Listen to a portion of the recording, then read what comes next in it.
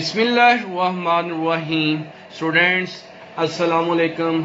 आज हम article discuss करने जा रहे हैं electric polarization of die electric.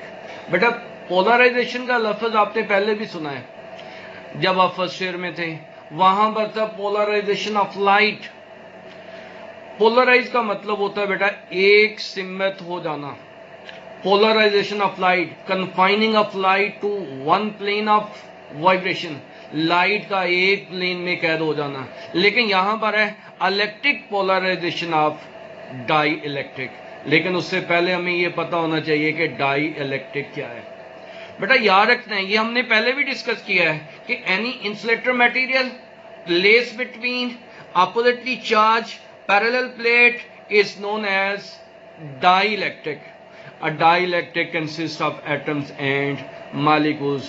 Dielectric में क्या होता है, एटम्स होते हैं, मॉलिक्यूल्स होते हैं। और एटम्स में क्या होता है, ये आपको पता है, contain equal number of positive and negative charges. और एटम में नेगेटिव और पॉजिटिव चार्जेस इक्वल अमाउंट में होते हैं, मींस इलेक्ट्रॉन्स और प्रोटॉन्स होते हैं। सो डाइलेक्ट्रिक इज न्यूट्रल, क्योंकि एटम जो है वो बेसिकली न्यूट्रल होता है ना, उसमें जितने नंबर ऑफ इलेक्ट्रॉन होते हैं उतने ही नंबर ऑफ प्रोटॉन होते हैं। तो वो कहते हैं जो डाइलेक्ट्रिक है उसमें क्या है, उसमें एटम्स और मॉलिक्यूल्स हैं।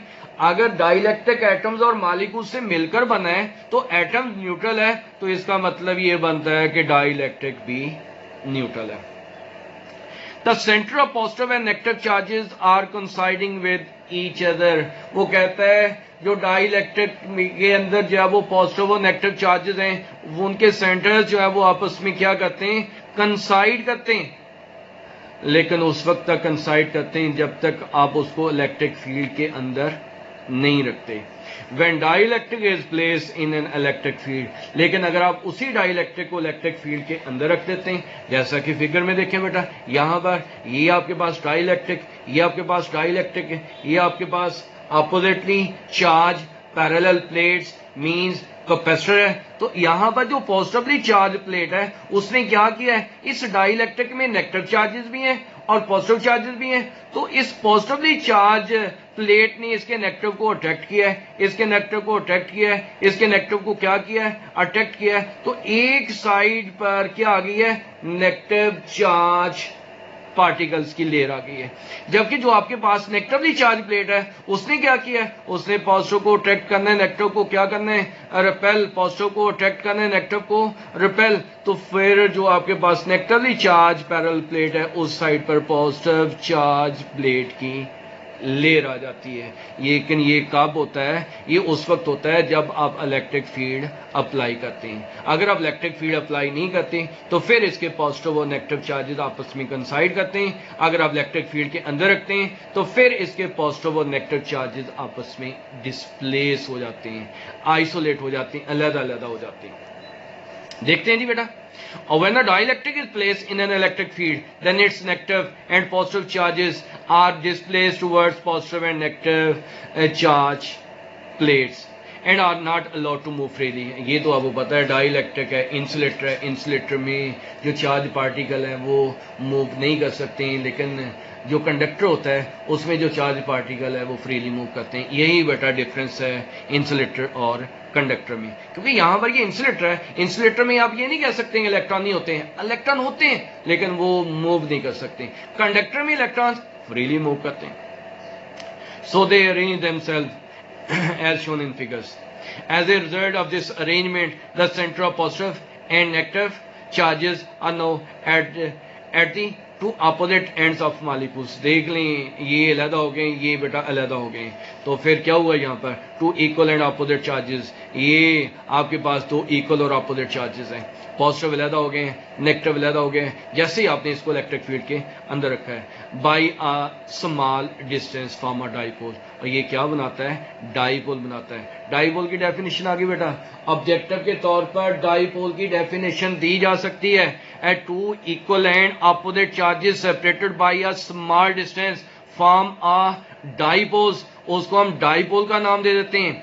अब बेटा अगर आप इसकी डेफिनेशन करना चाहते हैं तो डेफिनेशन क्या बनेगी, it is a phenomena in which negative charges appear on one face and positive charges on other face of a dielectric due to an external electric field. क्या बेटा कहा मैंने कि ऐसा ये फिनोमेना है जिसमें नेगेटिव चार्जेस अपीयर होते हैं one side of the plate. देख लें नेगेटिव चार्जेस एक साइड पर आ गए, पॉजिटिव चार्जेस जो है वो एक साइड पर आ गए.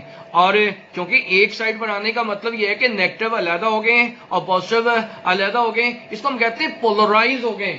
नेगेटिव और पॉजिटिव क्या हो गए बेटा? पोलराइज हो गए due to an external electric field. External electric field की वजह से इसको हम नाम दे देते हैं electric polarization of dielectric. इसकी डेफिनेशन आप ऐसे भी कर सकते हैं, अपीयरेंस ऑफ अपोजिट चार्जेस. यहां पर अपोजिट चार्जेस जो है वो क्या हो रहे हैं? अपीयर हो रहे हैं. Appearance of opposite charges on the surface of plate when subjected to electric field. बेटा अपोजिट चार्जेस कब अपीयर हो रहे हैं? प्लेट की सरफेस के ऊपर जब इलेक्ट्रिक फील्ड का सामना करना पड़ता है, जब आप उसको इलेक्ट्रिक फील्ड के अंदर रखते हैं, तो इस फिनोमेना को हम नाम दे देते हैं electric polarization of dielectric. Thus, due to electric field, molecules of a dielectric become dipoles. जो डाई इलेक्ट्रिक के मॉलिक्यूल्स हैं वो डाईपोल हो गए. डाईपोल, डाई का मतलब बेटा दो पोल बन गए, पॉजिटिव अलहदा हो गए और नेगेटिव क्या हो गए? अलहदा हो गए. And dielectric is said to be polarize. और यहां पर फिर हम कह देते हैं डाई इलेक्ट्रिक क्या पोलराइज हो गया. ये बात तो पहले भी हुई है. Effect of electric polarization of dielectric on capacitance. Capacitance के ऊपर इलेक्ट्रिक पोलराइजेशन का क्या फर्क पड़ता है बेटा? Effect of electric polarization of dielectric on capacitance.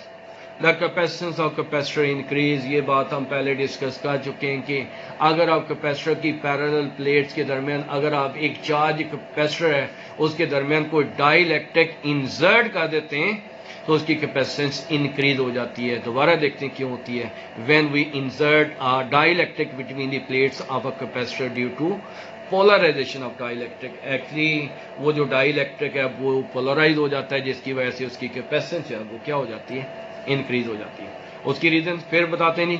When a dielectric is polarize its surface charge density decreases. उसकी सरफेस चार्ज डेंसिटी डिक्रीज हो जाती है. ऑब्जेक्टिव याद रखते हैं, इस लाइन को एज ए ऑब्जेक्टिव दिया जा सकता है. देयरफॉर इलेक्ट्रिक इंटेंसिटी ई, क्योंकि ये अपोजिटली चार्ज प्लेट है, अपोजिटली चार्ज प्लेट के दरमियान जो इलेक्ट्रिक इंटेंसिटी का फार्मूला है वो क्या है? E is equal to sigma over epsilon not. Sigma से मुराद क्या है? Surface charge density.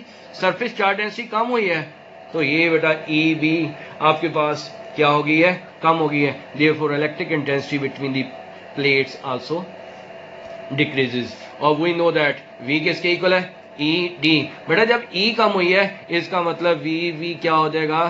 कम हो जाएगा. यहां पर पोटेंशियल डिफरेंस भी क्या हो जाएगा? कम हो जाएगा, क्योंकि पोटेंशियल डिफरेंस ई के डायरेक्टली प्रोपोर्शनल है. This show that with decrease of E V will also decrease. And when v decreases, और ये आपको पता है इस रिलेशन को देखते हुए जब v कम होती है सी भी एक्चुअली क्या हो जाती है?